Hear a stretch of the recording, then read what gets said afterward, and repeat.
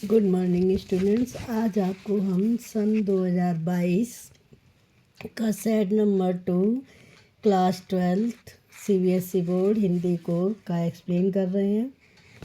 तो यहाँ first question दिया है इन्होंने, खंडिका का कार्यालयी हिंदी और रचनात्मक लेखन की। तो फर्स्ट क्वेश्चन है, निम्नलिखित दिए गए 3 शीर्षकों में से किसी एक शीर्षक का चयन कर लगभग 200 शब्दों का एक रचनात्मक लेख लिखिए। तो इसमें 3 पॉइंट दिए हैं, 3 टॉपिक्स दिए हैं, आपको एनीवन करना है। तो फर्स्ट टॉपिक है, कितना कुछ देती है प्रकृति। सेकंड टॉपिक है, जब अचानक भूस्खलन हुआ। और थर्ड टॉपिक है, मोबाइल खेलों की बढ़ती लत। तो आपको बता दें कि ये जो भी रचनात्मक लेख लिखे जाते हैं इनको 3 पार्ट्स में डिवाइड करते हैं। फर्स्ट में भूमिका जो 1 नंबर की होती है, और विषय वस्तु जो 3 नंबर की होती है, और भाषा 1 नंबर की होती है। तो इस तरीके से डिवाइड करके आपको रचनात्मक लेख लिखना है। ये टोटल आपका 5 मार्क्स का है। अब सेकंड क्वेश्चन है, आपके पैतृक गांव में उच्च शिक्षण संस्थाओं की कमी है। किसी प्रमुख हिंदी समाचार पत्र के संपादक को पत्र लिखकर ग्रामीण क्षेत्रों में उच्च शिक्षण संस्थानों के अभाव का उल्लेख कीजिए और उन क्षेत्रों में उच्च शिक्षण संस्थान खोलने का सुझाव दीजिए। ये 5 मार्क्स का है। इसमें ऑप्शन भी हैं। तो आप जब पत्र लेखन लिखेंगे तो इसका तरीका ये है कि 1 नंबर में आपको आरंभ और अंत की औपचारिकताएं करनी है, और 3 नंबर का आपको विषय वस्तु लिखनी है, और 1 नंबर में भाषा लिखनी है। भाषा आपकी जितनी अच्छी होगी उतना ही आपके नंबर दिए जाएंगे। अब इसमें सेकंड ऑप्शन दिया है बी पार्ट, या तो आपको ए करना है या बी करना है। तो बी पार्ट में आपसे पूछा गया है, आप अपने घर के पास स्थित मॉल में खरीदारी करने गए। खरीदारी करने के उपरांत आपने पाया कि आपकी स्कूटी निर्धारित स्थान पर नहीं है। थाना जाने पर आपकी शिकायत भी नहीं लिखी गई। पूरी जानकारी देते हुए क्षेत्र के पुलिस उपायुक्त या अधीक्षक को पत्र लिखिए। तो आपको पत्र की वही औपचारिकता निभानी है। ठीक है। फर्स्ट मतलब 1 नंबर में आपको आरंभ और अंत की औपचारिकताएं, और विषय वस्तु लिखनी है 3 नंबर में, और भाषा 1 नंबर में। अब आ जाता है आपका क्वेश्चन थर्ड। क्वेश्चन थर्ड जो है वो आपका पूछा गया है,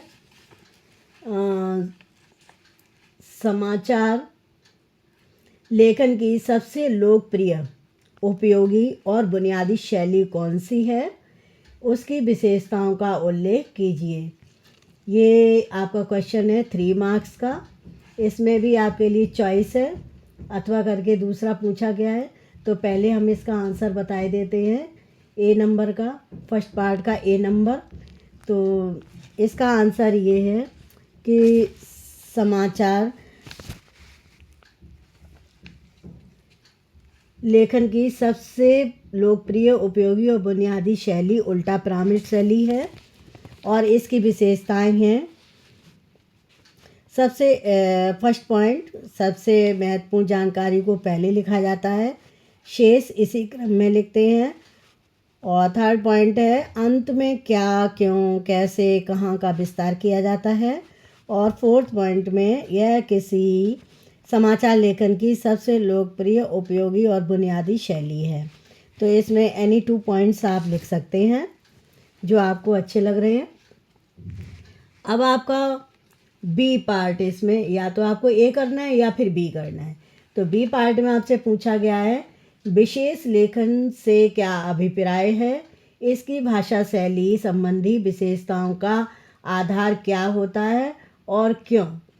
तो आपको इसका आंसर बताए देते हैं कि विशेष लेखन, हम आपको 4 पॉइंट्स बताएंगे और एनी 3 आपको लिखनी है जो आपको अच्छे लगते हैं।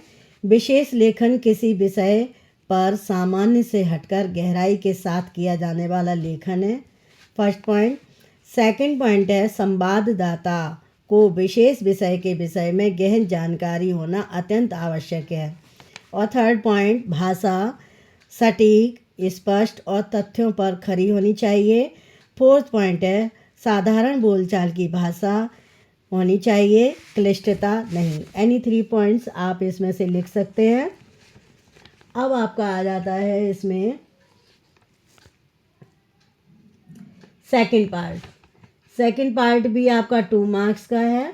इसमें भी आपका चॉइस है, एक एनीवन करना है इसमें से। पहला है इसमें ए पार्ट, बीट रिपोर्टर बनने के लिए क्या क्या विशेषताएं या क्या क्या तैयारी करनी पड़ती हैं। बीट रिपोर्टर बनने के लिए क्या क्या तैयारी करनी पड़ती हैं, उदाहरण सहित समझाइए। तो आपको इसका आंसर बताए दे रहे हैं। सेकंड का ये, बीट रिपोर्टर बनने के लिए संबंधित विषय यानी जिस क्षेत्र की बीट होती है उस क्षेत्र से संबंधित विषय की गहरी जानकारी होनी चाहिए। सेकंड पॉइंट है रिपोर्टिंग से संबंधित भाषा और शैली का पूरा अधिकार होना चाहिए। थर्ड पॉइंट है किसी भी स्रोत या सूत्र पर आंख मूंद कर भरोसा नहीं करना चाहिए, बल्कि जानकारी की गहनता के साथ पुष्टि करनी चाहिए। इसमें भी आप एनी 2 पॉइंट्स लिख सकते हैं। अब हम इसी का बी पार्ट बताते हैं, बी पार्ट एक्सप्लेन करते हैं। बी पार्ट में आपको पूछा गया है नए एवं अप्रत्याशित विषयों पर लेखन से आप क्या समझते हैं, यह एक चुनौती कैसी है। तो आपको बता दें कि इसके भी हम 3 पॉइंट्स बताएंगे, एनी 2 पॉइंट्स आपको लिखने हैं। फर्स्ट है किसी विशेष विषय पर लेखन, और सेकंड है पूर्व परंपरा से हटकर अलग नवीन लेखन, और थर्ड पॉइंट है जानकारी के नए स्रोतों का उपयोग। तो ये एनी 2 पॉइंट्स आप लिख सकते हैं। तो इसमें भी आपके लिए चॉइस है, बहुत सारी चॉइस है। थर्ड के फर्स्ट में भी चॉइस है, एनी वन करना है, और थर्ड के सेकंड क्वेश्चन में भी चॉइस है, आपको इसमें एनी वन करना है। अब आपको हम एक्सप्लेन करते हैं 4 नंबर क्वेश्चन। 4 नंबर जो क्वेश्चन है आपका, इसमें आपको पूछा गया है कहानी और नाटक में क्या अंतर है। फर्स्ट पार्ट है कहानी और नाटक में क्या अंतर है, दोनों के मूल तत्वों की समानता बताते हुए अंतर स्पष्ट कीजिए। तो आपको बता दें कहानी जो है कही जाती है या पढ़ी जाती है, और सेकंड पॉइंट है इसमें नाटक में पात्रों द्वारा अभिनय किया जाता है। साज सज्जा, मंच सज्जा, संगीत और प्रकाश की व्यवस्था होती है। थर्ड पॉइंट है इसमें कहानी और नाटक दोनों में ही कथानक होता है। फोर्थ पॉइंट है कहानी श्रव्य प्रधान है, जबकि नाटक दृश्य और श्रव्य प्रधान है। यानी कहानी को हम सुन सकते हैं, जबकि नाटक को हम देख भी सकते हैं और सुन भी सकते हैं। तो ये आपका जो फर्स्ट का ए पार्ट दिया हुआ है। और एक पॉइंट और है इसमें, कहानी का प्रभाव सुनकर या पढ़कर होता है, जबकि नाटक का प्रभाव मंचित होने पर यानी दिखाए जाने पर भी होता है। इसमें से कोई हमने 4 पॉइंट बताए हैं, कोई 3 पॉइंट आप अपने क्वेश्चन के आंसर में लिख सकते हैं। अब इसमें बी पार्ट है, या तो ए पार्ट करिए या बी पार्ट। बी पार्ट जो पूछा गया है कहानी के पात्रों को नाट्य रूपांतर में किस प्रकार प्रभावशाली बनाया जा सकता है, उदाहरण सहित लिखिए। तो आपको बता दें बी पार्ट में हम आपको 5 पॉइंट्स बताएंगे और एनी 3 आपको लिखने हैं। तो 5 पॉइंट्स में हम फर्स्ट पॉइंट बता रहे हैं कहानी के पात्रों का नाट्य रूपांतर करते समय मुख्य घटनाओं को चुनकर स्थिति और परिवेश के अनुरूप वेशभूषा में प्रस्तुत करके। सेकंड पॉइंट है कथानक के अनुरूप पात्रों की भाव भंगिमाओं को प्रस्तुत करके। थर्ड पॉइंट है पात्रों के मानसिक द्वंद्व को स्वगत कथन या वॉइस ओवर के माध्यम से प्रस्तुत करके। फोर्थ पॉइंट है कथा वस्तु के अनुसार संवाद योजना करके। और फिफ्थ पॉइंट है ध्वनि और प्रकाश की व्यवस्था के माध्यम से। इसमें एनी 3 पॉइंट्स आप लिख सकते हैं जो आपको अच्छे लगते हैं। अब इसमें भी आपका 4 नंबर क्वेश्चन में सेकंड पार्ट है। फर्स्ट में भी 2 पार्ट थे, एनी वन करना था, 3 मार्क्स में थे। और अब फोर्थ का सेकंड पार्ट है, इसमें भी ऑप्शन है आपके लिए, एनी वन करना है, 2 मार्क्स में है। तो सेकंड पार्ट का क्वेश्चन पूछा गया है आपसे, रेडियो नाटक के लिए किन 3 मुख्य बातों का विचार करना चाहिए और क्यों। तो आपको बता दें सेकंड का जो ए है, हम आपको इसमें 7 पॉइंट बताएंगे और आपको एनी 3 पॉइंट्स एक्सप्लेन करने अपनी लैंग्वेज में। तो फर्स्ट पॉइंट है रेडियो नाटक में श्रव्य माध्यम से ही प्रस्तुति होती है। और सेकंड पॉइंट है ध्वनि के माध्यम से एक रेखीय प्रस्तुति होती है। थर्ड पॉइंट है इसमें छोटी अवधि के कथानक होते हैं।